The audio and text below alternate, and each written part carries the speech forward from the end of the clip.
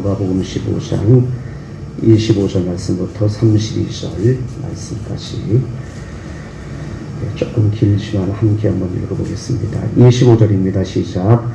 마다들은 밭에 있다가 돌아와 집에 가까이 왔을 때에 풍악과 춤추는 소리를 듣고 한 종을 불러 이 무슨 일인가 물은데 대답하되 당신의 동생이 돌아왔음에 당신의 아버지가 건강한 그를 다시 맞아들이게 됨으로 인하여 살찐 송아지를 잡았나이다 하니 그가 노하여 들어가고자 하지 아니하거늘 아버지가 나와서 권한대 아버지께 대답하여 이르되 내가 여러 해 아버지를 섬겨 명이 어김이었거늘 내게는 염소 새끼라도 주어 나와 내 것으로 즐기게 하신 일이 없더니 아버지의 살림을 창녀들과 함께 삼켜버린 이 아들이 돌아오매 이를 위하여 살찐 송아지를 잡으셨나이다.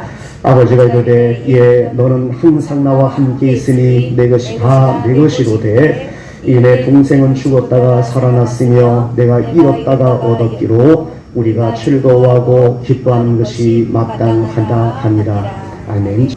탕자의 비유입니다. 저 감기가 아직 좀 안 떨어져서 마스크를 좀 썼습니다. 좀 불편하긴 한데 안경에 성에가 자꾸 끼어서 좀 불편하긴 한데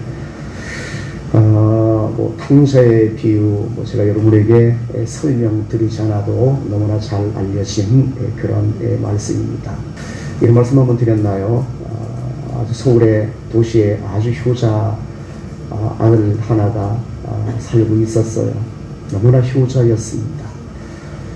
부모님에게 너무나 잘하는 좋은 집에 좋은 음식에 좋은 옷에 정말 부족할 것이 없는 그러한 정성으로 부모님을 그렇게 공양하는 그런 아들이 하나 있었습니다. 주변에서 소문이 자자했어요. 참 효자라고 어떻게 저렇게 잘할 수 있느냐라고 그렇게 효자라고 칭찬이 자자했습니다. 그리고 그 소리를 들으니까 아마 이 효자도 나는 열심히 그리고 내 최선을 다해서 내 부모님을 공양하는 그런 사람이다라는 것 본인은 잘 몰랐겠어요. 본인도 알잖아요. 그래서 아마도 나는 이 정도 참 열심히 부모님을 공양하는 사람이야 라고 아마 생각했을 거예요.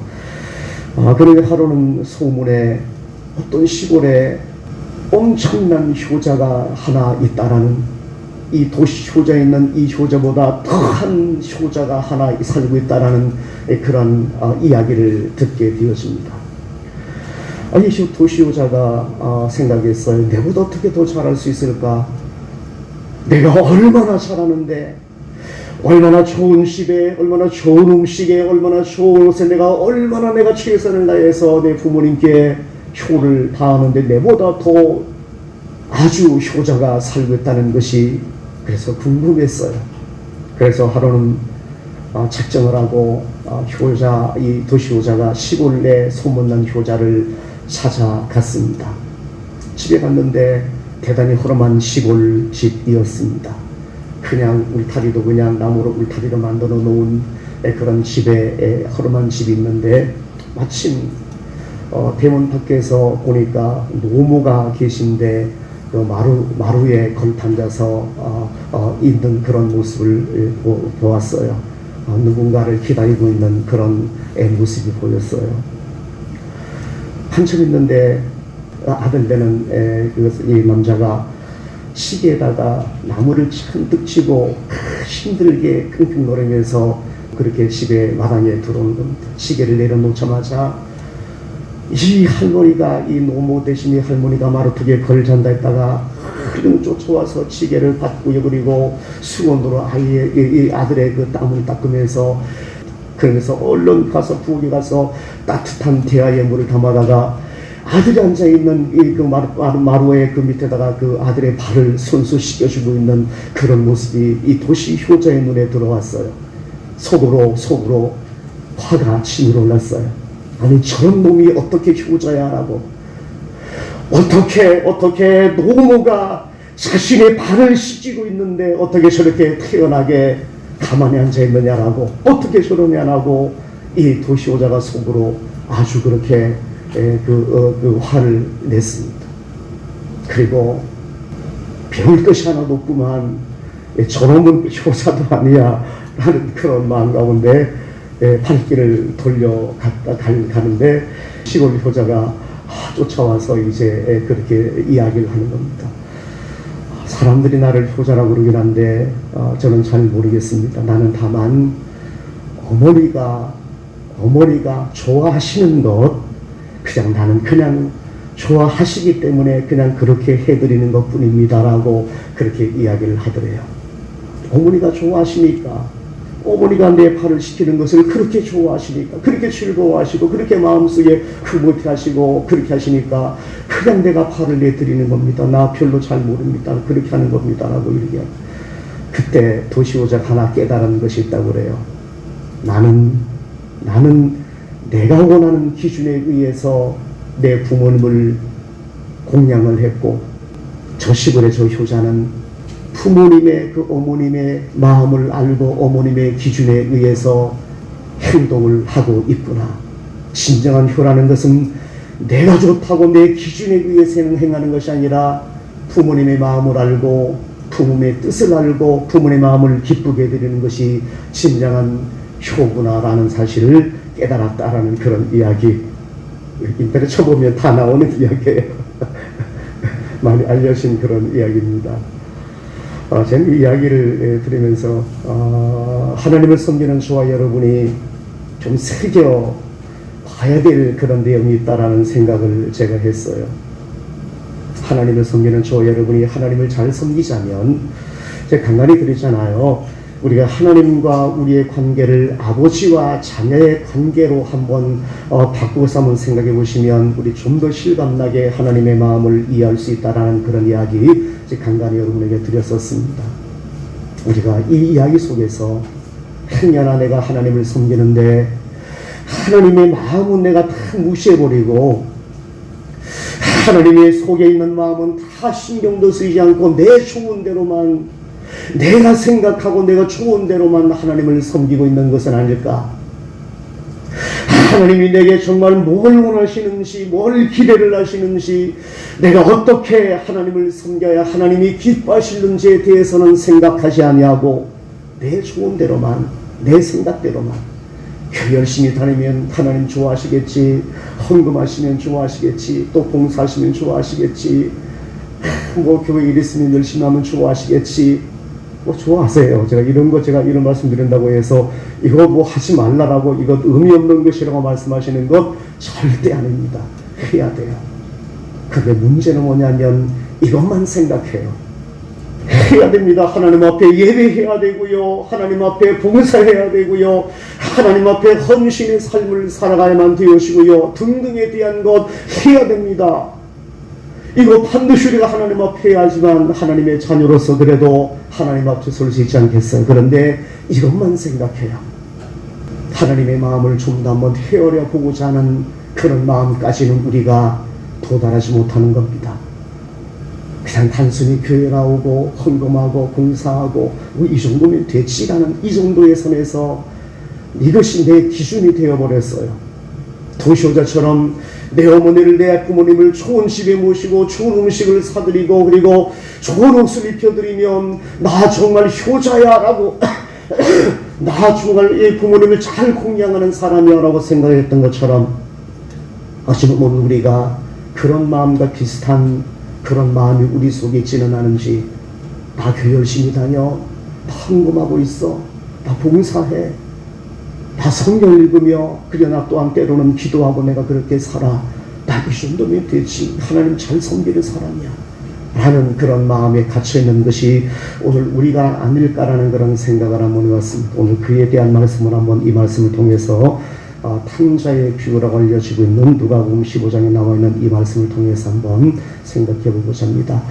24절의 말씀까지 는 소위 말해서 탕자에 대한 이야기입니다. 둘째 아들에 대한 이야기예요. 자세한 내용의 설명은 제가 드리지 않겠습니다만, 우리는 이 둘째 아들은 다 탕자라고 그래요. 탕자예요. 나쁜 놈이에요. 이것 우리가 설교하면 이거 둘째 아들이 탕자가 아닙니다라고 이야기하는 것이 아니라 탕자 나쁜 놈입니다. 둘째 아들. 여기에 대해서 이의가 없어요. 15장 1절 보시면 이렇게 시작합니다. 모든 세리와 죄인들이 말씀을 들으러 가까이 나오니 바리새인과 서기관들이 수군거려 이르되 이 사람이 죄인을 영접하고 음식을 같이 먹는다 하더라 라고 말합니다. 바리새인은 그 당시 세리와 죄인들과 상종하지 않았습니다. 밥도 같이 먹질 않았어요. 이 나쁜 놈, 죄인 같은 이 나쁜 놈, 우리는 의로우니까 나는 하나님을 잘 섬기고 나는 하나님 앞에 의로운 사람, 하나님 앞에 나는 11조를 드리며 일에 2번씩이나 금식하고 그리고 하나님 앞에 도색하지 않으며 불의하지 않으며 하나님 앞에 도덕적으로도 나는 완벽한 삶을 살고 있는 사람, 그래는 너를 그런데 너는 세리와 죄인들과 창녀들과 너는 사람같지도 않은 그런 존재야. 너는 하나님 앞에 죄인이야. 우리는 의로운 사람인데 너는 죄인에 지나지 않아. 어떻게 의로운 내가 너희들과 함께 음식을 같이 먹고 상종할 수 있느냐라고 하나님 앞에 그렇게 하면 내가 더럽혀지는 것이야 라고 생각하면서 소위 말하는 죄인과 세리들은 상종하지 않고 밥도 같이 먹지 않았습니다. 나는 의로운 사람이다. 그런데 하루는 예수님 앞에 이 세리와 죄인들이 예수님의 말씀을 듣기 위해서 찾아 나온 겁니다. 그리고 그 장면을 바리새인과 서기관들이 본 겁니다. 그러면서 예수님을 공격하는 수근거리는 소리를 듣습니다. 어떻게 예수라는 서랍비라는 저 사람이 저 선생이 어떻게 세리와 죄인 같은 사람과 함께 어울리며 함께 음식을 나누며 함께 교제를 할 수 있느냐라고, 저 예수라는 사람은 잘못된 사람이야 라고 그렇게 공격하기 시작했습니다. 그 당시 분위기로서는 이것이 당연한 것이었어요.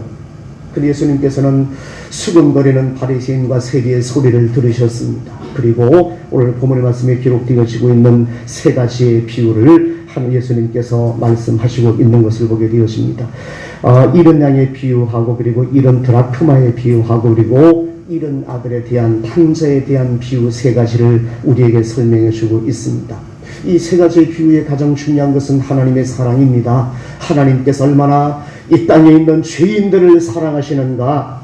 그 당시 서기관과 바리새인들이 사람 같지 않게 생각했었던 세리와 죄인들과 창녀들과 같은 이 사람을 얼마나 사랑하시는가.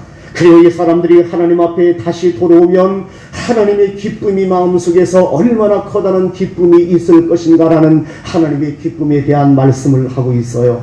사람을 사랑하시는, 죄인을 사랑하시는 하나님의 사랑, 그리고 하나님께서는 그들이 하나님께로 돌아오면 얼마나 하나님께서 기뻐하시는가라는 것을 1차적으로 설명하기 위한 말씀이 이 이른 아들의 비유, 탕자의 비유의 첫 번째 교훈입니다. 이건 첫 번째 교훈이에요. 우리가 너무나 잘 알고 있어요. 그런데 어쩌면은 예수님께서는 오늘 25절 말씀부터 32절 말씀까지의 어쩌면 결론에 해당되어지는 이 말씀 속에 둘째 아들에 대한 이야기를 하는 것이 아니라 첫째 아들 맏아들에 대한 이야기를 예수님께서 하고 있는 것을 보게 되어, 그래서 이 탕자의 비유 중에서 가장 첫 번째 비유는 하나님의 사랑을 나타내고 있는 것이지만 거기서 끝나는 것이 아니라 우리 예수님께서는 또 다른 한 교훈을 그들에게 들려주십니다. 우리 본문 말씀 보시면 서기관과 바리새인들 그리고 맏아들에 대한 이야기를 한번 여러분에게 드릴 텐데, 그리고 한편으로는 나는 어떤가, 그러면 나는 어떤가라는 것을 한번 돌아오셔야만 되어져요. 나는 어떤가? 나는 과연 그렇다면 나는 맏아들처럼 내가 하나님을 섬기는 사람은 아닌가? 맏아들과 같은 그런 생각 속에서 하나님을 섬기는 사람이 아닌가? 도시 효자처럼 내가 좋은 것 사드리고 좋은 집을 지어드리고 좋은 옷을 입혀드리면 그것으로 족한가라는 그런 질문을 한번 우리 스스로에게 한번 질문을 던져봐야만 되어집니다. 오늘 보면서 보시면 맏아들에 대한 이야기 한번 읽어보시면 맏아들에 대한 이야기 별로 이 놈이 나쁜 놈인지 잘 분간이 안 가요. 다 너무나 논리청년한 그런 이야기를 하고 있기 때문에 이 사람 나이 맏아들이 왜 나빠? 라고 그렇게 이해를 할 수도 있어요. 자, 탕자가 둘째 아들이 돌아왔습니다. 그리고 둘째 아들이 돌아왔는데 아버지가 그 아들을 위해서 살찐 송아지를 잡았습니다. 그리고 들에 나가 있다가 일을 하고 있다가 집에 돌아보니까 풍악 소리가 들리는 거예요. 그리고 종에게 물어보니까 이 무슨 풍악 소리냐라고 물어보니까 당신의 동생이 저 외국에 나가서 모든 것을 잃어버리고 거짓골이 되어서 돌아왔는데 당신의 아버지가 그 둘째 아들을 판자를 맞이하기 위해서 살찐 송아지를 잡았습니다. 그리고 잔치를 벌였습니다라고 그렇게 얘기를 하고 있는 그 장면에서 맏아들이 소위 말해서 빡 도는 겁니다. 화가 머리 순간적으로 마음속에 치밀어 오른 거예요. 그 치밀어 오른 이유를 한번 이렇게 이야기합니다. 28절 보시면 그가 노하여 들어가고자 하지 아니하거늘 아버지가 나와서 권한대. 29절 아버지께 대답하여 이르되 내가 여러 해 아버지를 섬겨 명을 어김없거늘 내게는 염소 새끼라도 낳주어서 나와 내 벗으로 즐기게 하신 일이 있었습니까? 라고 그렇게 이야기를 하는 겁니다. 내가 여러 해 둘째 아들이 당신의 둘째 아들이 집을 딱 떠나가지고 그렇게 살던 그 시간에도 내가 여러 해 아버지를 섬겨서 명을 어김이 없이 내가 열심히 내가 일을 했습니다. 내가 얼마나 열심히 일을 했는지 아버지도 아시잖아요. 그런데 내가 이렇게 열심히 일을 했는데 아버지는 내게 염소 새끼 한 마리라도 내게 주어서 나와 내 친구와 더불어서 즐기게 하신 일이 있었습니까? 없었습니까? 아버지? 라고 하나의 아버지에게 따지는 겁니다. 없었다는 거 아니겠어요? 내가 열심히 아버지 위해서 내가 아버지의 명을 내가 다 지키며 내가 열심히 일을 했는데 나를 위해서 살찐 송아지가 아니라 염소 새끼 한 마리라도 내게 주신 일 있나요? 아버지? 주신 일이 없잖아요. 그런데 아버지의 모든 재산을 창기와 함께 다 삼켜버린 이 둘째 아들이 돌아왔는데 어떻게 살찐 송아지를 잡을 수가 있어요? 내게는 염소 새끼 한 마리 주지 않았는데 어떻게 이 아들에게는 살찐 송아지를 잡을 수가 있어요? 아버지 다 화나요 라고 이야기하는 겁니다. 여러분 어떠세요? 여러분 이 맏아들이 뭐 잘못된 주장하고 있나요? 잘못된 주장인 것 같아요. 나라도 그러겠어요. 나라도 저라도 만약에 이 맏아들의 입장이라면 이런 마음을 갖겠어요. 그런데요, 우리 예수님께서 이 말씀을 하시면서 바리새인들에게 이야기를 하고 있는 겁니다. 네가 그 사람이야 라고 이야기하고 있는 거예요. 바리새인들에게 네가 맏아들이야, 네가 이 사람이야 라고 예수님께서 말씀하고 있는 거예요. 그럼 한편으로 보면 뭐 정당한 얘기 같은데 여러 해 아버지를 섬겨 명을 어김없이 그렇게 아버지를 섬겼는데 염소 새끼 한 마리라도 주지 않는 아버지, 뭔가 아버지가 잘못된 것 같은 그런 느낌을 받잖아요. 자, 한번 여러분 이제 다른 그런 내용을 한번 보시면 누가복음 18장 9절 이하에 보시면 바리새인이 하나님의 성전에 들어가서 하나님 앞에 기도합니다. 나는 다른 사람들과 토색하고 불의하고 간음을 하는 사람들과 같이 아니하고 이 세리와도 같이 아니함을 감사합니다. 나는 일회에 2번씩 금식하고 또 소득의 11조를 드리나이다 라고 그렇게 기도하는 바리새인의 이 기도의 내용과 오늘 부모님 말씀에 나오는 나 아버지 집에서 열심히 일했습니다. 아버지의 명을 나 다 지켰습니다. 들에 나가서 열심히 일을 했고요. 아버지의 양과 소와 소들을 내가 열심히 가꿨습니다. 내가 아버지의 재산을 상처버린 적이 있나요? 아버지에게 내가 잘못된 그런 행동을 해서 아버지께 내가 아이가 뭔가 해를 끼친 일이 있나요?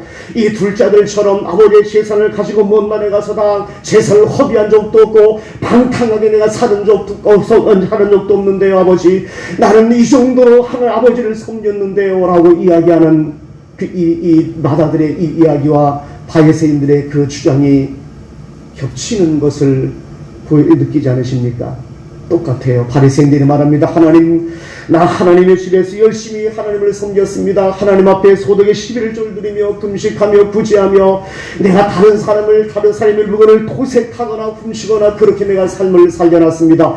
나 아버지를 하나님을 그렇게 내가 섬겼습니다. 나 이 정도 하나님을 섬겼으니까 괜찮죠? 라고 이야기하면서 저 세리와 죄인들과 저 사람들은 나와 근본적으로 다른 사람이 지나지 않습니까? 아버지 하나님, 나 저들과 달라요 라고 이야기하고 있는 바리새인의 그 주장이 오늘 맏아들의 주장과 똑같은 주장을 하고 있는 겁니다. 그래도 여러분 마음속에 이 마다들은 또 뭐 제대로 된 주장을 하고 있는데, 이 아버지가 아버지에게 열심히 일을 했는데 아버지를 섬겨 명을 어기었고 그랬는데도 염소 새끼 한 마리 더 주지 않았는데 뭐 아버지가 더 잘못한 게 아니야 라는 그런 마음이 마음속에 들 수 있잖아요. 열심히 일을 했는데 명을 어김이 없다고 이야기하는데 이 마다들이 뭐 거짓말하고 있겠어요?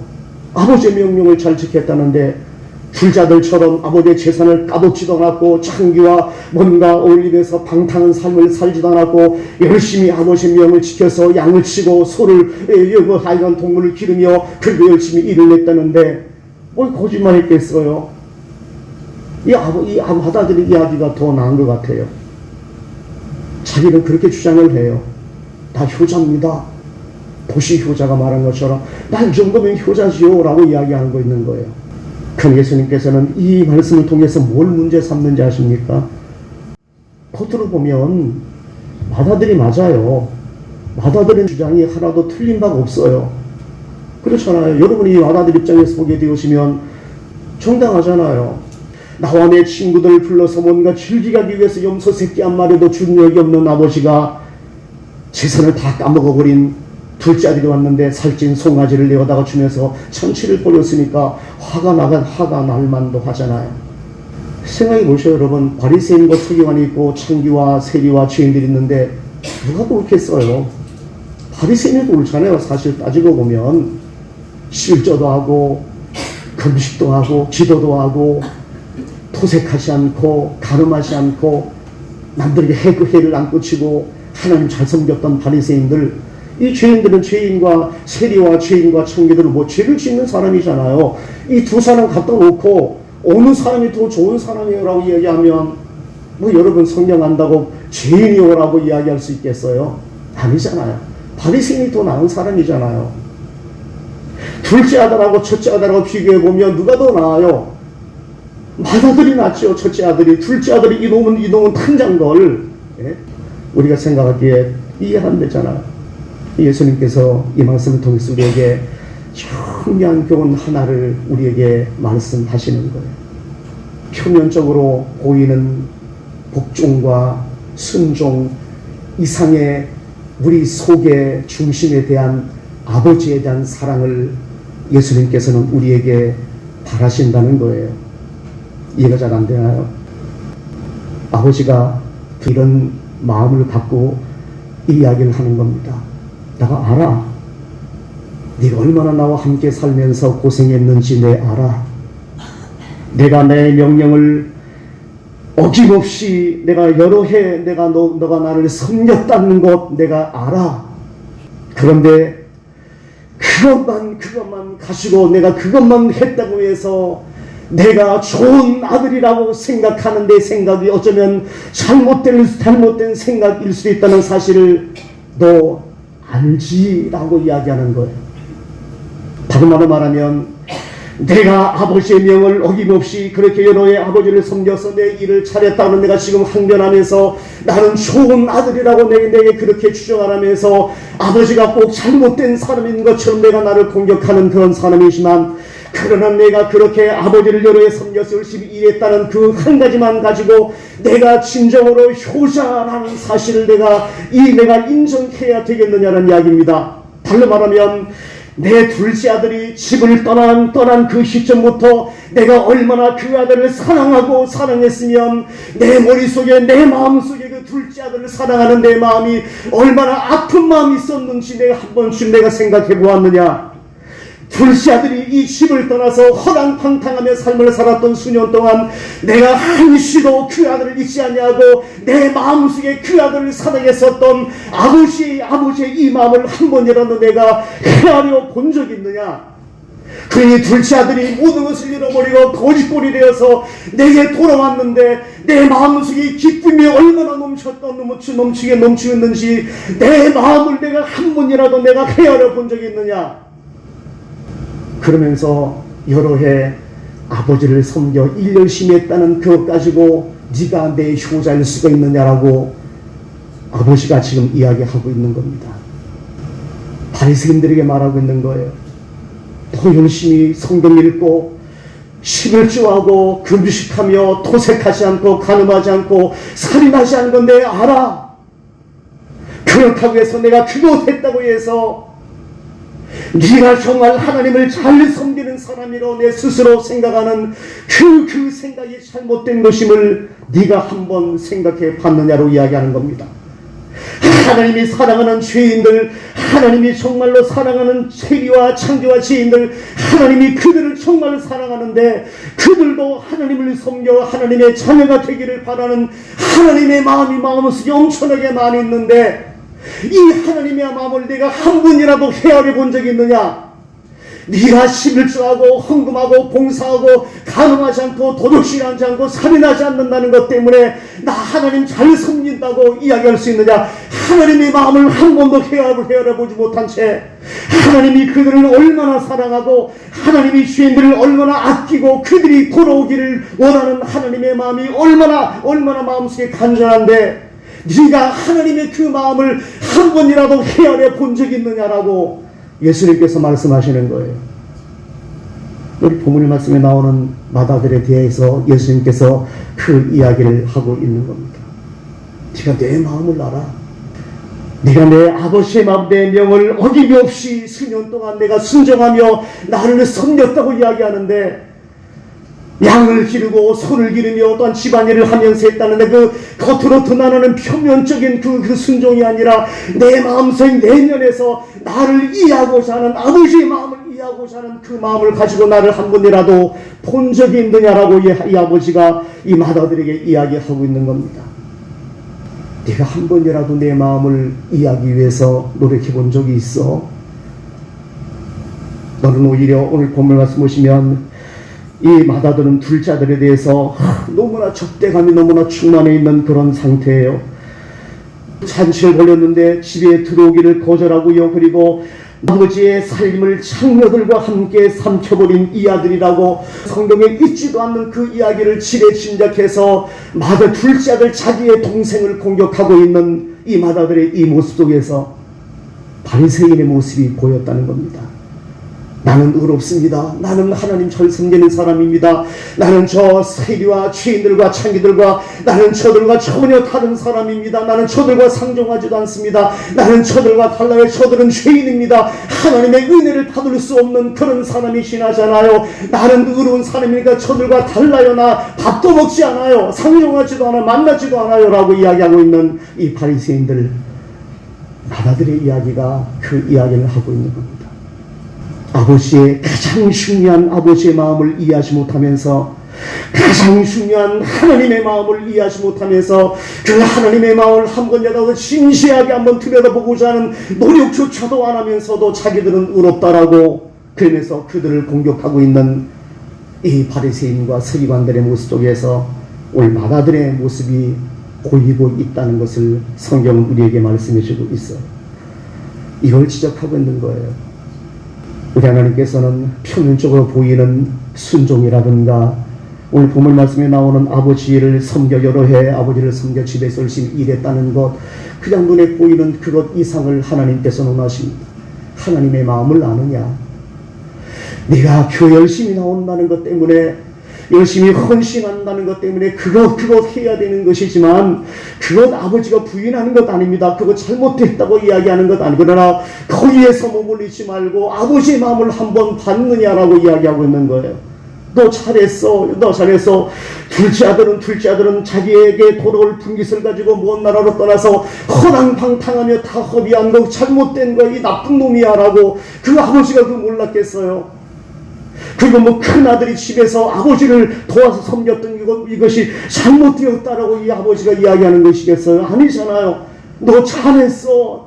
둘째 아들보다 너는 더 잘한 거야 라고 이 아버지가 말했는데 그러나 하나 부족한 것이 있다라면 너는 내 그것 때문에 그것만 보고 내 마음속에 있는 진정한 아버지의 마음을 위해 매면하며 삶을 살았어 라고 그 위에서 한 가지 더 문제 삼고 있는 거예요. 오늘 보는 말씀의 뜻이 그런 겁니다. 내가 얼마나 이 다른 자지만 신나간 아들이지만 그가 떠나갈 때 내 마음이 얼마나 무너지고 얼마나 아팠는지 내가 아느냐.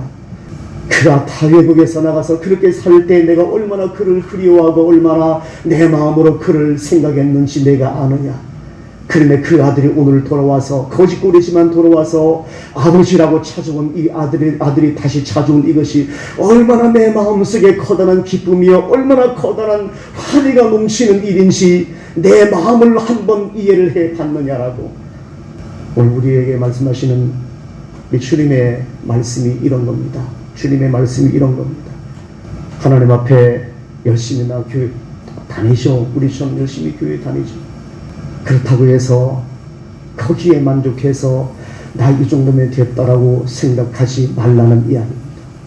하나님 앞에 열심히 섬기는 여러분, 하나님 앞에 열심히 예비하며 섬기는 여러분, 거기에 상관없 나가서 하나님의 마음을 한번 들여다보셨습니까?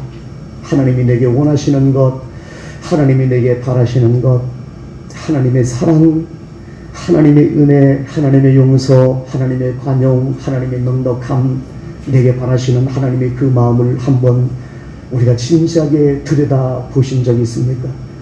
내게 무엇을 원하시는지, 내가 어떻게 하나님을 섬겨나가시길 원하시는지.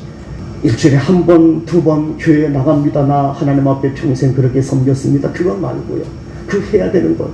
오늘 본문 말씀에 나오는 마다들이 그랬습니다. 그것만 가지고 내 신앙을 판단한다면 마다들의 이 수준에서 멈춰있는 겁니다. 우리 주님께서는 아니야. 거기 그것보다도 한 걸음 더 나가서 내 마음을 네가 한번 들여다보기를 원해. 내가 얼마나 밤마다 잠을 제대로 자지 못했는지 둘째 아들 내 동생이잖아. 내 동생이 떠나간 날부터 나는 한시도 한 하루도 밤에 편안하게 잠을 자본 적이 없어.